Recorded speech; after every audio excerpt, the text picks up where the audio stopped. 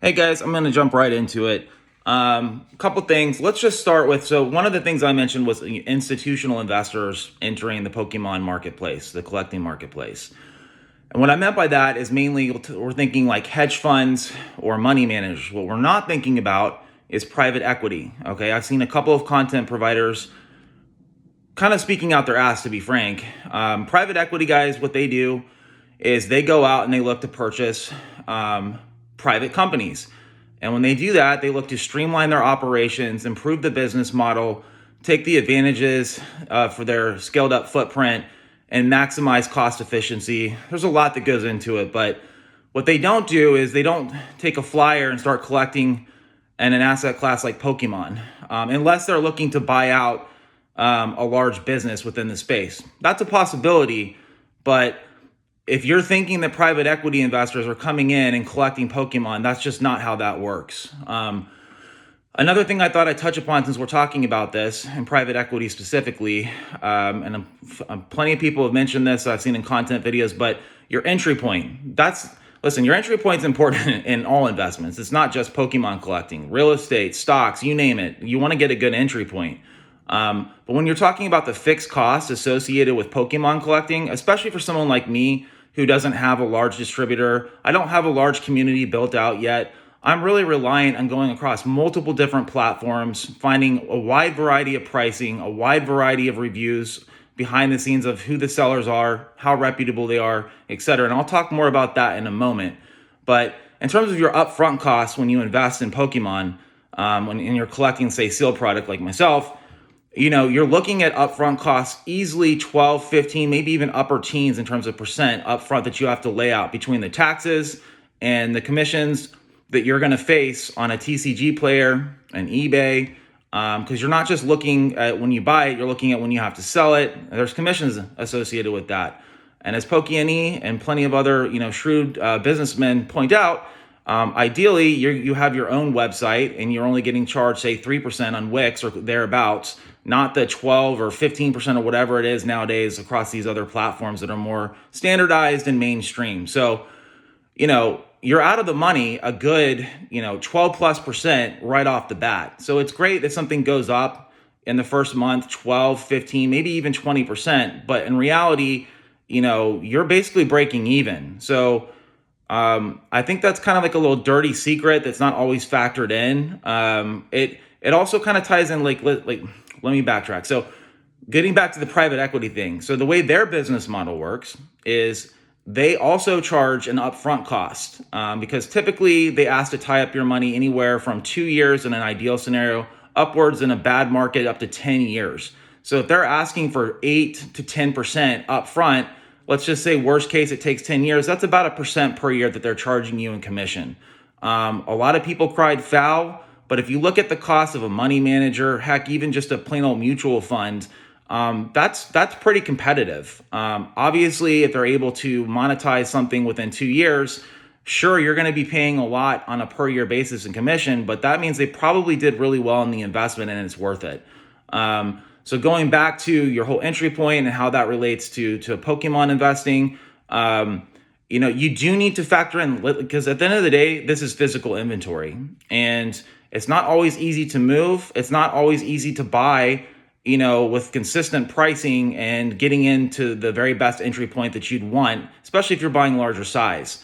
So that is just one of the issues that is a real issue. It's kind of like the little dirty secret that I haven't heard a lot of people talk about. They talk about solely, oh, this is up 20, 30, 40%. And it's like, okay, well, once you subtract out those fixed costs, it's not as great. And again, I'm longer term minded, so it's not as big a deal. But if you're somebody that's collecting and you're maybe misappropriating your funds, you're trying to either over leverage yourself or really just kind of put as many dollars as you can into something that's, I would consider it relatively illiquid. And behind that, let's talk about some of the variables that can work against you. And again, a lot of content providers have spoken to this. Pokey, I've really enjoyed his content, talking about things like you got lost or stolen product when your items are shipped. And that can go both ways, right? Whether you're buying or selling. So you got double the risk there. And it's not a nil variable. Like, it's a real thing. You got chargeback scams. There's just a lot of things that can go wrong when you're just simply trying to go out, buy a product, hold it, and then sell it in the future. You don't have those risks when you have standardized exchanges, clearinghouses that, face you to the other party that's either selling or buying, whatever, vice versa. That risk is minimized. And we don't really have that in Pokemon collecting yet. Again, as Brian points out in Pokemon, if somebody does like a chargeback scam, you're basically out of that money. Even if you have insurance, and he speaks to this as well, you really need to have collectibles insurance, not necessarily shipping insurance, because you're fighting the credit card companies at that point. And you're pretty much going to lose every time. So, I see a lot of people talking about, Pokemon is, you shouldn't listen to people telling you that it's e-liquid or it's physical inventory. There's a lot of risk associated with it. There is, honestly. Is it like so gargantuan that you don't want to do it? No. I personally, I'm investing, man. It's a risk. Like, yesterday I had an emergency root canal. And because of all the weather issues we've had the last couple of weeks, all the packages that I have purchased over the last couple of weeks all got stacked up and just randomly decided to show up yesterday. And all of them required a signature, which is great. I actually prefer that. But I didn't, I'm now soon to be a single guy.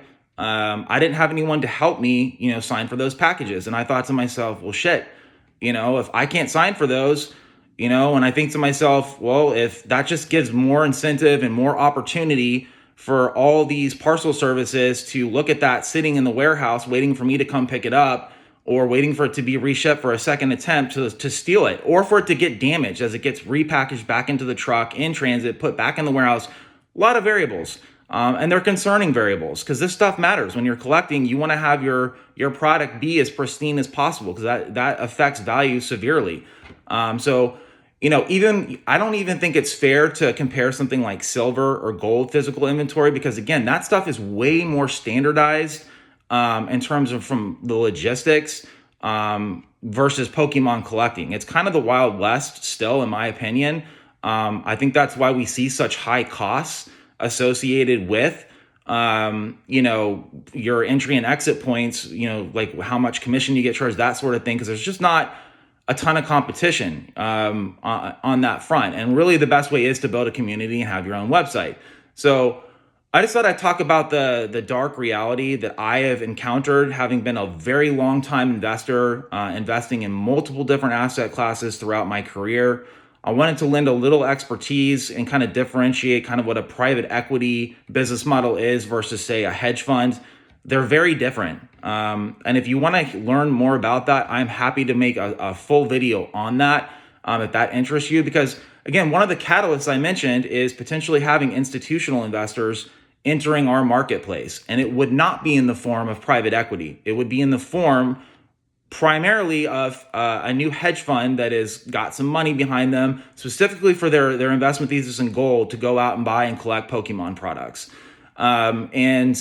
If that were to happen, that would certainly alleviate some potential market pressure from this new Millennium Print Group expansion that's supposed to come online in late 2028.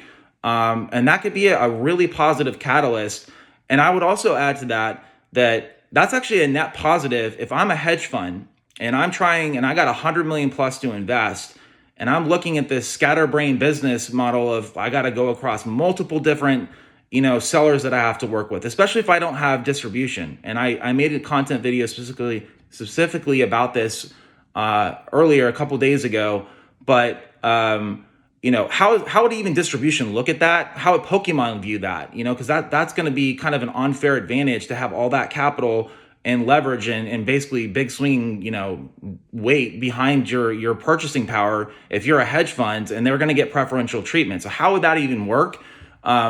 But in terms of volume, if you got 4x the volume, which if you just do quick back of the envelope math, that's what it looks like this new printing facility is going to bring to the English card market in Pokemon. That's a net positive for hedge funds, because that's more liquidity that they can snap up and build a meaningful position and diversify across multiple different products. So it's not as negative maybe as people are making it out to be. Again, made a whole content video how that would affect current sets that are on the margins, like a Prismatic Evolutions, Destined Rivals, even Ascended Heroes, if you want to check that out. But, the other thing too that lastly I'll mention is the whole risk of if you're trying to build a meaningful position. I'm not talking about buying a few packs or a booster box. I'm talking about buying, sealed cases, like multiple different, Pokemon products within a set or sets. And you're probably going to have to interact with multiple different sellers. Again, especially if you don't have a community or a distributor behind you to help you with that, to build that meaningful position. And there's risk associated with that. I mean, who knows if some of the reviews that are, let's say they have 10 or 50 reviews, who's to say that some of those reviews weren't written by a scam ring, where they had bots basically writing all those reviews to build and pump up their reputation. But in reality, it's not like that at all. And you get scammed out of your money. That's just something that I don't like. I'd like it to be more standardized. I don't like having to say, oh, right now I'd like to go buy a whole bunch of Surging Sparks. And oh shit, there's a bunch of different prices. And, there's a bunch of different sellers that I'm going to have to interact with. That's also means I'm going to have multiple different shipping potential issues that could occur. There's a lot of risks that go into accumulating physical inventory when you don't really have a standardized, streamlined market. It's such a new market. I know it's 30 years old, but it's still so new when compared to more historical investment asset classes. Not the collectibles in general, but Pokemon specifically.